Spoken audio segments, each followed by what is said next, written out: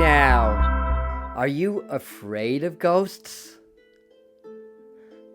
Maybe I'm a ghost. You don't see me on the screen, do you? I'm invisible. Maybe I'm a ghost. All right. All kidding aside, welcome to this video. Happy Halloween, happy Samhain, happy El Dia de los Muertos. If you're watching this around the Halloween season, if not, well, the veils between the worlds are at their thinnest around this time of year, but any time of year you can touch in with the ghosts and spirits. So people often have questions like, what's the difference between ghosts and spirits? Or can spirits appear, physically, or can they manipulate the physical world? So I'm going to answer those questions. I'm going to actually talk about 11 facts on ghosts and spirits and the significance of mediumship and spirituality. So, if we're ready to be crossing the veil together, let's dive on into this video. And this is Adam of the Medium channel, where we bring you the spirituality behind such practices as mediumship and spirit communication. So the first thing is that ghosts are always spirits, but spirits are not always ghosts. And the way that I define ghosts are those that, for whatever reason, don't fully cross the veil, and they remain energetically in the physical, even though they do not have bodies anymore. Now understand that the other side, across the veil, heaven, whatever you want to call it, it's in the same physical space that we're in, but it's a different bandwidth of energy. So crossing the veil really means crossing into another frequency of energy, like another quantum level. And through practice and meditation, we can do that. And some people come into the world with natural abilities to be able to do that. But for whatever reason, some people, when they pass on, and this is less than 1%, by the way, ghosting is a relatively rare phenomena.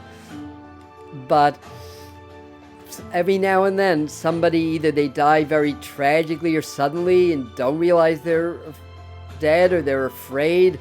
A lot of people resist crossing over to the other side when they die because they're afraid they're going to go to hell. But whatever the reason is, ghosts can only stay here for so long. Sooner or later, every ghost will return to the spirit world, become a spirit, and continue in the process and the evolution of souls. So, ghosts are always spirits, but spirits are not necessarily always ghosts. So the second thing is that ghosts and spirits can materialize and affect the physical. They can produce apparitions sometimes, orbs on photos. They can mess with the lights. They can mess with the electronics. This happens quite often, more than a lot of people think. So if you're getting some synchronicities or some electronic stuff or things of that nature, you probably have some sort of an energy of a being with you around that time, trying to communicate. And if you can get still and silent, you may start to understand why they're with you and what they have to say. So the third fact is that visitations and hauntings are actually quite common, and more than most people believe. And a lot of people experience this on one level or another. And the fourth thing is that children and animals tend to be more aware. They tend to see or sense the spirits as well as the ghosts more than most people do. And whether we're talking about ghosts or spirits, that we can still make that connection through energy. They're still energetic beings. It's easier to feel the ghosts because they haven't crossed over yet. But once spirits cross over to the other side, some of them become very good at manifesting their energy in this physical. So do you like to hang out in graveyards? Well, some people may find that a little bit disturbing or tell you that you've been maybe in lockdown too long. But I think that you're brilliant, and the reason being is that indeed ghosts and spirits do often hang around graveyards. There does tend to be a measurable increase in spirit activity.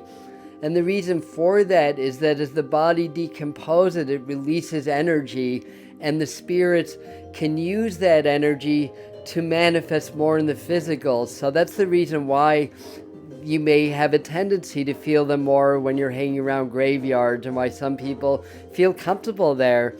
So that's number 5. Number 6 is that ghosts and spirits tend to be very prevalent around like battlefields, around natural disasters like tornadoes, places where people perish, and especially when they perish traumatically. Now, when I was 6 or 7, my parents took me to Gettysburg. If you have psychic or sensitive children, do not, I repeat, do not take them to Gettysburg.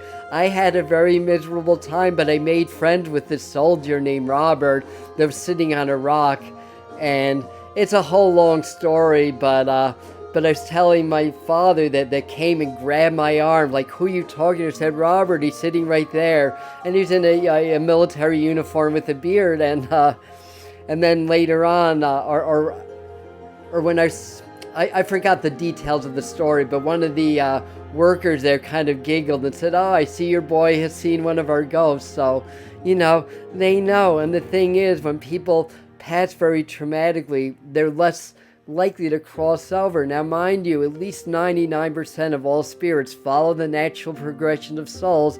They cross the veil and they begin or extend their life into the spirit world. Also, in like tornadoes, they bought paranormal investigators, and they found a lot of activity around tornadoes, hurricanes, and stuff like that. So these do tend to be hotspots, absolutely. So the 7th thing is there are measurement tools that are used by paranormal investigators to track ghosts. So they have, what are they called, EVCs, or I may be getting that a little bit wrong. I don't do this work, although I've been called as a medium a couple of times to support the work of paranormal investigators. But they're able to get some voice measurement, they're able to get some energy measurements, temperature measurements, because when ghosts or spirits manifest, especially ghosts, what often happens is they take energy from the surrounding, from the ambiance around them in order to manifest, and taking energy means that the temperature cools. So that's number 7. Number 8 is that seances were actually conducted in the White House. Mary Todd Lincoln was known to be very active in the spiritualist movement around that time, and there are a lot of spirits and ghosts hanging around the White House. So the 9th thing is that virtually all houses over 100 years has some ghost and spirit activity to it. It's just really a matter of odds. The older the house, the more likely people passed on that are connected to that house. Like finding their decomposing bodies, they can as well use where they lived, the familiar energies of their house, to also have something to grab a hold of to manifest into the physical. So the 10th thing is that more than 50% of people believe that they have seen a ghost, experienced a ghost, or had some kind of ghostly experience. And the 11th thing is that we can all learn how to communicate with them. We all have that ability because we all have the ability to quiet our minds, to raise our vibration to a level where we're more aware of the subtle vibrations of spirit. So we can all learn how to communicate with the spirit world or with ghosts. So if you're enjoying this video, please like it and help YouTube to share it with more people. And you can share it with your friends and comment your experiences. What did I miss? What's the 12th truth about ghosts and spirits that's not on the video? And subscribe and hit the bell notification. And if you want to be a real rebel, check out Spirit Mind Family on Patreon. That's where we dive deeper into these topics. October is Crossing the Veil month, so we'll leave the information for that also. And if you feel drawn, by all means, please join our Inner Core family. Love to have you. So, Here's some really cool things you can do around Halloween or Samhain, or any time of the year really. And one thing is, I love the spirit plate ceremony. I learned that from a Native American elders.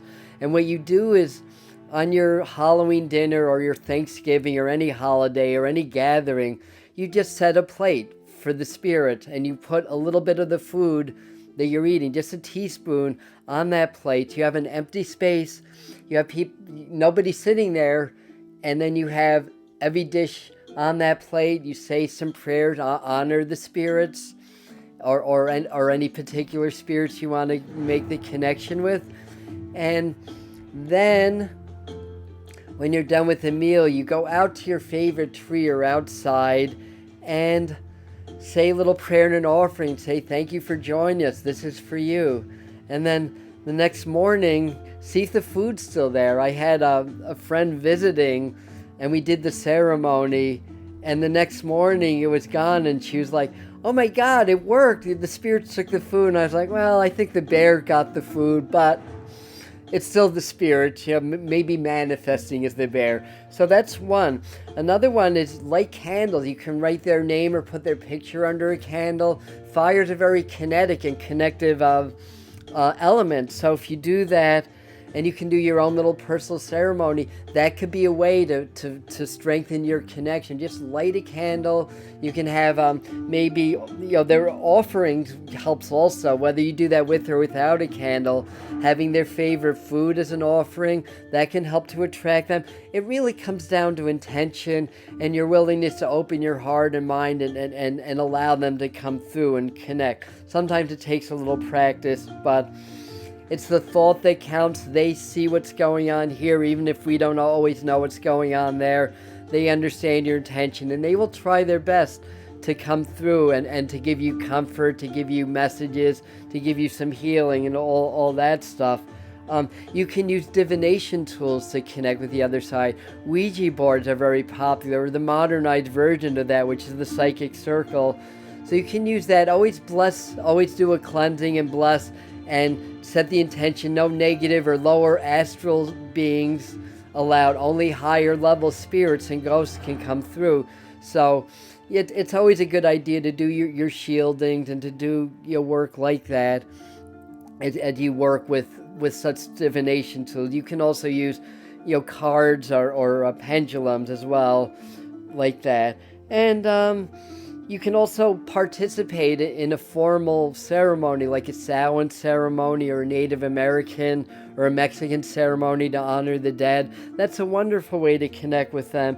And of course, working with a medium and doing work, either developing your abilities that way to connect with the spirits, or getting a reading or getting some advice. But working with mediums or people that do this work can help to open the doors to connecting with the spirit world. The main thing is your heart. The main thing is your intention.